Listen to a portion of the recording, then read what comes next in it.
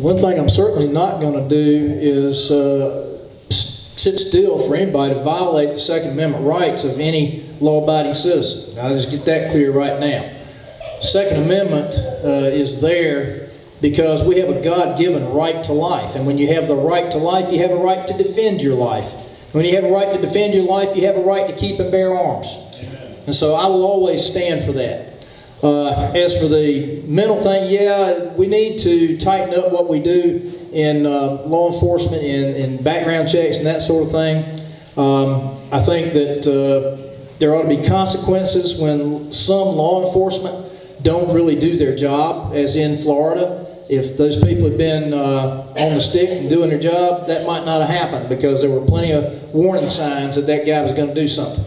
And many of those cases are like that. And there should be, I don't know, maybe be suspended without pay for a while or something, or maybe have to pay the victim's family's funeral expenses or something. I don't know. Some way there ought to be some kind of consequences when you don't do your job. But one of the things that, as Jess was mentioning about the availability of beds, one of the stupidest things this state's done in the last several years is close down Dorothea Dix and let it become a park.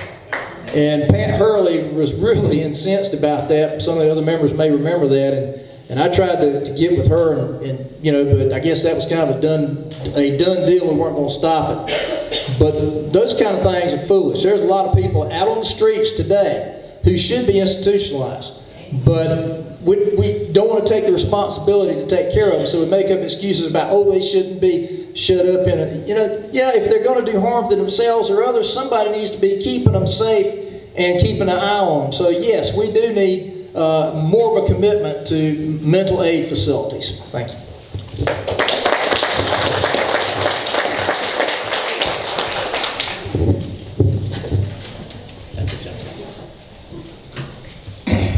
Well, I've kind of already addressed the Second Amendment. I don't think there's any question about where I stand.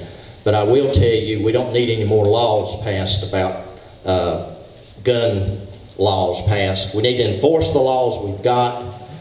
We've been blessed here in North Carolina. One of the reasons we've not had any of these issues is because people know that we're armed. We have law enforcement in our schools. You know, we've done a lot of things that's really done right. We can probably, you know, get more law enforcement officers and DARE officers and so on in our schools and keep our students safe. The thing about the mental health, we're going to have to increase our mental health expenditures, not only just for the mental health people, but in treatment of our drug addict people. The treatment issue that goes on today is not effective. It's a revolving door. We have a 3% success rate in drug treatment. We've got to come up with a treatment plan that keeps these people engaged for 18 months to 2 years, because we want these people not just to be off drugs. We want them to be back into society. We want them to be contributed to society, to be productive, to work, to pay taxes, and be productive citizens again. So I support the mental health increase in issues.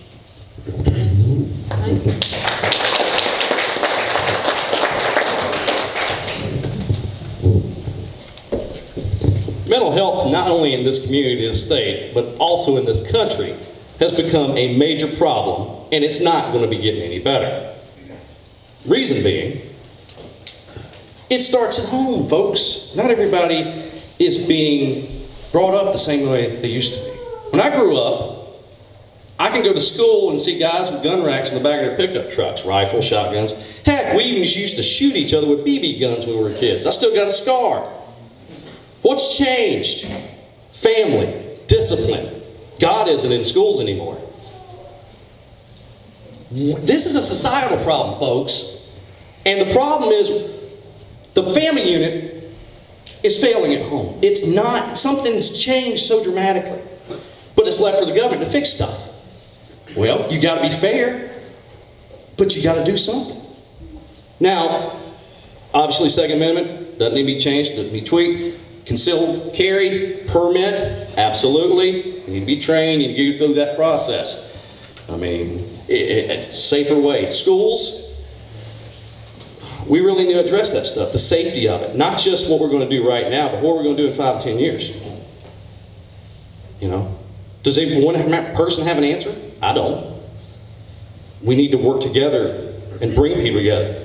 Bring experts in the mental health field, along with our elected officials and the people and families that this affects on both sides. It's not going to get any better. And if we ignore it now, our children are going to pay for it. Period.